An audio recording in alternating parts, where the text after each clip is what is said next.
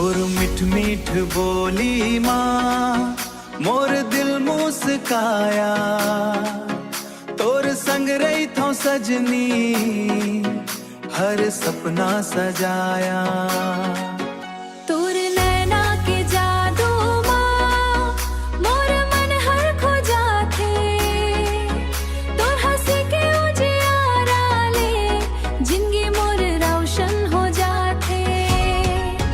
तोर मिठ मिठ बोली माँ मोर धड़कन गुनाया, तोर बिना ये जिंदगी मोर एक पल घलो नहीं भाई।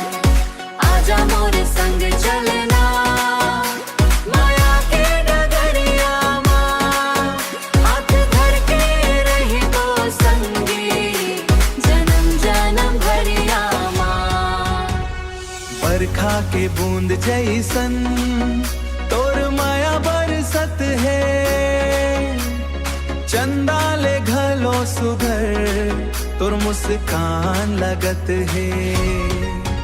तोर मिठ मिठ बोली माँ मोर धड़कन गुनाया, तोर बिना ये जिंदगी मोर एक पल घलो नहीं भाई।